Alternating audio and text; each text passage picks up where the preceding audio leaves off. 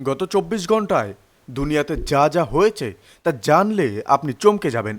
Donald Trump মানে আমেরিকার president white হাউসে বসে সাংবাদিকদের সামনে যা বললেন সেটা শুনলে হা হয়ে যেতে হয়। ট্রাম্প বললেন আমেরিকা আর ইরান একটা বিশাল বড় চুক্তির একেবারে দোরগোড়ায় পৌঁছে গেছে। মানে এখন চুক্তি হওয়া শুধু সময়ের ব্যাপার। এখন তুমি বলবে, আচ্ছা এটা নতুন কি? ট্রাম্প তো সবসময় বড় বড় কথা বলে। হ্যাঁ, ঠিকই বলছো। ট্রাম্পের ঠোঁটের কথা বিশ্বাস করতে গেলে সাবধানে থাকতে হয়। কিন্তু এবার ব্যাপারটা একটু আলাদা বন্ধুরা। কারণ ট্রাম্প শুধু চুক্তির কথাই বলেননি, তিনি একটার পর একটা সুনির্দিষ্ট কথা বলে গেছেন। ট্রাম্প বললেন ইরান তাদের ইউরেনিয়াম আমাদের হাতে তুলে দিতে রাজি হয়ে গেছে। ইরান পরমাণু অস্ত্র বানাবে না, এটাতেও তারা সম্মতি দিয়েছে। আর আমেরিকার যা যা শর্ত ছিল সেগুলোতেও ইরান রাজি। বন্ধুরা, একটু থেমে একবার ভাবো তো, ইরান মানে কি? ইরান মানে মধ্যপ্রাচ্যের সেই দেশ যে বছরের পর বছর আমেরিকাকে বুড়ো আঙ্গুল দেখিয়ে এসেছে, যারা বলে আসছে আমরা পরমাণু কর্মসূচি বন্ধ করব না, কারো কথা শুনবো না। আর সেই ইরান নাকি হঠাৎ করে আমেরিকার সব শর্ত মেনে নিল, ইউরেনিয়ামও নাকি দিয়ে দেবে। এটা কি সত্যি হচ্ছে, নাকি ট্রাম্প আবার তার পুরনো স্টাইলে বড় বড় কথা বলছেন? এই প্রশ্নটার উত্তর খুঁজতে গেলে আমাদের একটু পেছনে যেতে হবে। কারণ এই পুরো ঘটনার পেছনে একটা চরিত্র আছে যাকে তুমি হয়তো ঠিকমতো ফোকাসে রাখোনি এখনো। বন্ধুরা, পাকিস্তানের এন্ট্রিটা আপনাদেরকে এখন জানিয়ে রাখি। ট্রাম্প সাংবাদিকদের সামনে পাকিস্তানের প্রধানমন্ত্রী আর সেনাপ্রধান আসিফ মুনিরের প্রশংসা করলেন। বললেন পাকিস্তান দারুণ কাজ করছে, এই দুজন খুব ভালো মানুষ, অনেকে চেষ্টা করেছে। এখন পাকিস্তান এই গল্পে কোথা থেকে এলো? ব্যাপারটা হলো আমেরিকা আর ইরান সরাসরি আলোচনা করতেও অস্বস্তি, বা আর একজন আরেকজনের সামনে বসে আলোচনা যে করবে তাতেও অস্বস্তি বোধ করে। সেখানে দরকার একজন মধ্যস্থতাকারী, আর পাকিস্তান সেই সুযোগটাকেই দু হাতে লুফে নিয়েছে বলতে পারেন। ভাবো একটু, পাকিস্তান এই মুহূর্তে নিজেই অর্থনৈতিক সংকটে, আইএমএফ এর ঋণে টিকে আছে, এদিকে ভারতের সঙ্গে সম্পর্ক তলানিতে। তার মধ্যেই এই পরিস্থিতিতে যদি পাকিস্তান আমেরিকা ইরান ডিল করিয়ে দিতে পারে, তাহলে আন্তর্জাতিক মঞ্চে পাকিস্তানের গুরুত্ব এক লাফে অনেকটা বেড়ে যায়। ট্রাম্পের কাছেও পাকিস্তানের মূল্য বাড়ে। এটা পাকিস্তানের জন্য একটা বিশাল কূটনৈতিক সুযোগ। আর ট্রাম্প বললেন যে ইসলামাবাদে আগামী সপ্তাহেই আমেরিকা আর ইরানের মধ্যে দ্বিতীয় দফার যে আলোচনা সেটা হতে পারে, এবং যদি ইসলামাবাদে চুক্তিটা হয়ে যায় তাহলে তিনি নিজেও ইসলামাবাদ সফর করবেন। মানে ট্রাম্প পাকিস্তানকে এই ডিলের কেন্দ্র রাখছেন, এটা পাকিস্তানের জন্য একটা বিরাট বড় ব্যাপার। এখন এই প্রশ্নটার উত্তর দিলেন ট্রাম্প নিজে, যে ইরান এত হঠাৎ কেন নরম হলো। তিনি যেটা বললেন যে নাকেবন্দি বোমার চেয়েও বেশি শক্তিশালী প্রমাণিত হয়েছে। দেখুন বন্ধুরা, একটা লাইন পুরো ব্যাপারটায় বুঝে যেতে হবে। আমেরিকা ইরানের সমুদ্রপথ বন্ধ করে দিয়েছে, কোনো জাহাজ ইরানের বন্দরে যেতে পারছে না, ইরানের তেল বাইরেও যেতে পারছে না। তেল না গেলে আয় নেই, আয় না থাকলে দেশে চলে না, সরকার টিকে না। এবং ইরানের অর্থনীতি আগে থেকেই নানান নিষেধাজ্ঞায় কোণঠাসা। তার ওপর এই সামুদ্রিক অবরোধ, মানে ইরানের সাধারণ মানুষের জীবন এই মুহূর্তে অত্যন্ত কঠিন। সেই চাপ সামলাতে না পেরেই কি ইরান শেষমেশ আলোচনার টেবিলে এলো? এটাই কি ট্রাম্পের কৌশল ছিল? এই প্রশ্নগুলো এখন খোলা। কারণ এই ভিডিও যখন রেকর্ড হচ্ছে তখন পর্যন্ত ইরানের তরফ থেকে সরি এই ভিডিও যখন রেকর্ড হচ্ছে তখন ইরানের তরফ থেকে ট্রাম্পের দাবির বিষয়ে কোনো আনুষ্ঠানিক বক্তব্য আসেনি। হয়তো কিছুক্ষণের মধ্যেই আপডেট চলে আসবে। ইরান এখনো চুপ আছে, এবং ইরানের এই চুপ থাকাটাও অনেক কিছু বলে দিচ্ছে।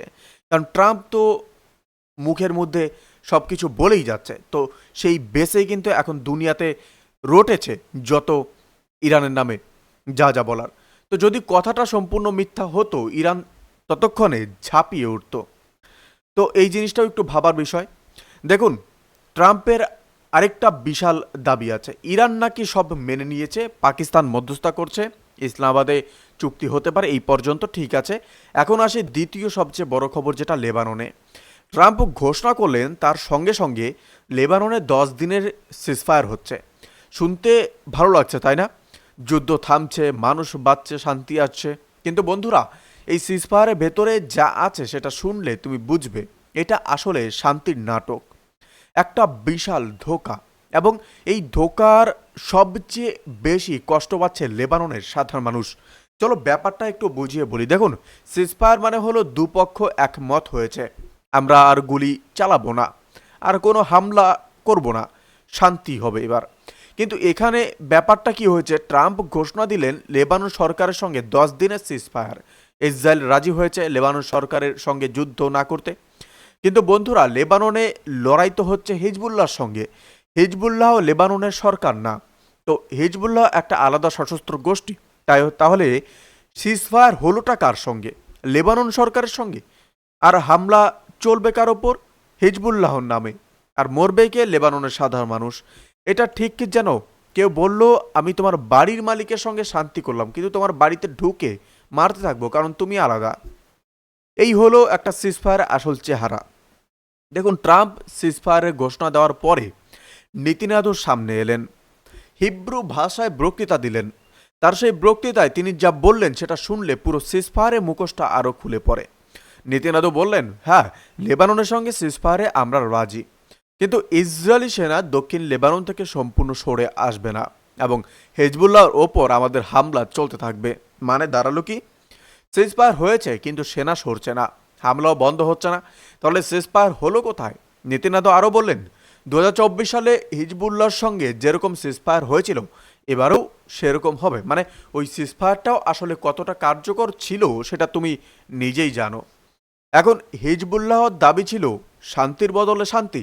মানে যদি সত্যিকারের সিজফায়ার হয় তাহলে ইসরায়েলি সেনাও হিজবুল্লাহর উপর হামলা বন্ধ করুক। কিন্তু নেতানিয়াহু সেটা সরাসরি নাকচ করে দিলেন। তাহলে বুঝলে, এই দুপক্ষের মধ্যে সমান চুক্তি না, এটা একটা আসল বলতে পারেন যে একটা এক ধরনের গেম খেলা, যেখানে এক পক্ষ বলছে সিজফায়ার, অন্য পক্ষ বলছে আমরা হামলা চালিয়ে যাব। আর সবচেয়ে ভয়ঙ্কর পার্টে দেখুন আসি, যেটা আপডেট আসছে। ট্রাম্প ঘোষণা দিলেন যে রাত 10টা থেকে সিজফায়ার কার্যকর হবে, মানে রাত 10টার পর থেকে আর কোনো হামলা নয়। কিন্তু সেই রাত 10টা পর্যন্ত পৌঁছানোর আগেই যখন সিজফায়ার শুরু হতে তখনও কয়েক ঘন্টা বাকি, ইসরায়েলি সেনা লেবাননের ওপর হামলা চালালো। রিপোর্ট বলছে এই হামলায় অন্তত 8 জন সাধারণ মানুষ মারা গেছেন নিশ্চিত। কিন্তু এর বাইরেও অনেকে ধ্বংসস্তূপের নিচে চাপা পড়ে আছেন। তাদের মধ্যে মহিলা আছেন, শিশু আছেন। কতজন বেঁচে আছেন, কতজন নেই এখনো পরিষ্কার না। ভাবো ভাবো একটু বন্ধুরা, সিজফায়ারের ঘোষণা হয়ে গেছে, পুরো দুনিয়া জানছে কয়েক ঘন্টা পরে যুদ্ধ থামবে, আর এই সময় তুমি হামলা করছো কেন? এই শেষ কয়েক ঘন্টায় আর কি পাওয়ার আছে? এর উত্তর একটাই, ইসরায়েল চায় যতটুকু সম্ভব চাপ তৈরি করে রাখতে, যতটুকু সম্ভব ধ্বংস করে রাখতে, যাতে সিজফায়ার শেষ হলেই আবার নতুন করে শুরু করতে পারে একটা দুর্বল প্রতিপক্ষের বিরুদ্ধে। বন্ধুরা, হিজবুল্লাহ কম না, হিজবুল্লাহর পাল্টা রকেট ছুঁড়েছে। এখন তুমি অনেক সময় বললে যে ইসরায়েল মারছে, হিজবুল্লাহকে চুপ করে বসে থাকবে? না বন্ধুরা, হিজবুল্লাহ পাল্টা জবাব দিয়েছে, একগুচ্ছ রকেট ছুটেছে ইসরায়েলের দিকে। রিপোর্টে বলছে বেশ কয়েকটা রকেট ইসরায়েলের ভেতরে এসে পড়েছে, কিন্তু মানুষ গুরুতর আহত হয়েছেন। কেউ কেউ এতটাই গুরুতর যে তাদের জীবন বর্তমানে সংকটে। এটাই স্বাভাবিক, তুমি মারলে পাল্টা আঘাত আসবেই, এটা যুদ্ধের নিয়ম। কিন্তু এখানে সমস্যা হলো, যখন হিজবুল্লাহ পাল্টা রকেট ছোড়ে তখন মিডিয়ায় বলা হয় হিজবুল্লাহ সিজফায়ার ভাঙছে, আর যখন ইসরায়েল আগে হামলা করে সেটাকে বলা হয় প্রতিরোধমূলক ব্যবস্থা। এই দুই মাপকাঠি নিয়ে বা এই দুই মাপকাঠি দিয়ে দুনিয়াকে দেখানো হয়। এই ডাবল স্ট্যান্ডার্ডটা বুঝলে পুরো রাজনীতির, মধ্যপ্রাচ্যের রাজনীতিটা বুঝতে পারবে। বন্ধুরা, ইসরায়েলের প্রতিরক্ষা মন্ত্রী একটা হুমকি দিয়েছেন। দেখুন, ট্রাম্প যখন ইরানের সঙ্গে চুক্তির কথা বলছেন, ঠিক সেই সময়ে ইসরায়েলের প্রতিরক্ষা মন্ত্রী কার্স একটা বিবৃতি দিলেন, এবং সেই বিবৃতিটা ট্রাম্পের কথার একদম উল্টো সুরে। কার্স বললেন, ইরান যদি আমেরিকার সব শর্ত না মানে তাহলে যে কোনো মুহূর্তে ইরানের ওপর ভয়াবহ হামলা হতে পারে। ইসরায়েল সেই হামলার জন্য পুরোপুরি প্রস্তুত। এখন ভাবো, ট্রাম্প বলছেন চুক্তি প্রায় শেষ হয়ে গেছে, আর ইসরায়েলের মন্ত্রী বলছেন হামলার হুমকি। এই দুই বক্তব্য একের সঙ্গে কি বোঝাচ্ছে? এটা আসলে একটা ক্লাসিক কূটনৈতিক চাপের কৌশল বন্ধুরা। একের দিকে বা একদিক থেকে গাজর দেখাও, চুক্তি করো, সব ঠিক হয়ে যাবে। আর অন্যদিক থেকে লাঠি দেখাও, না করলে মারবো। ট্রাম্প গাজর ধরছেন, কার্স লাঠি ধরছেন এবং দুজনে মিলে ইরানকে কোণঠাসা করছেন। ইরান এই চাপে কতটুকু ভাঙে, কতটুকু টিকে থাকে সেটাই এখন দেখার।